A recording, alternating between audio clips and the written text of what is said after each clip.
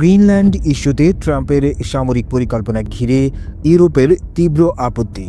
মার্কিন সংবাদ মাধ্যম ডেইলি মেইলের প্রতিবেদনে বলা হয়েছে, প্রেসিডেন্ট ডোনাল্ড ট্রাম্প নাকি গ্রিনল্যান্ডে সম্ভাব্য সামরিক অভিযানের জন্য যুক্তরাষ্ট্রের বিশেষ বাহিনীকে গোপন পরিকল্পনা তৈরির নির্দেশ দিয়েছেন। তবে এই উদ্যোগে মার্কিন শীর্ষ সামরিক নেতৃত্ব তীব্র আপত্তি জানিয়েছে। তাদের বক্তব্য, গ্রিনল্যান্ডে সামরিক হামলা চালানো হলে তা আন্তর্জাতিক আইন লঙ্ঘন হবে এবং এমন অভিযানের জন্য কংগ্রেসের কোনো অনুমোদন নেই, ফলে এটি সাংবিধানিক ও আইনগতভাবে অত্যন্ত ঝুঁকিপূর্ণ।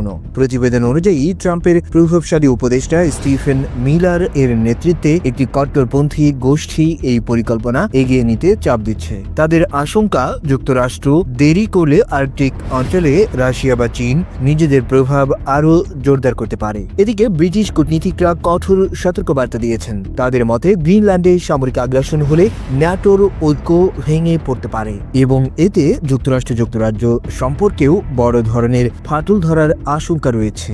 এই প্রেক্ষাপটে পশ্চিমা কূটনীতিকরা সামরিক পদক্ষেপের বদলে রাজনৈতিক চাপ প্রয়োগ কিংবা ডেনমার্কের সঙ্গে সমঝোতার মাধ্যমে গ্রিনল্যান্ড মার্কিন সামরিক উপস্থিতি বাড়ানোর বিকল্প পথ নিয়ে আলোচনা করছেন।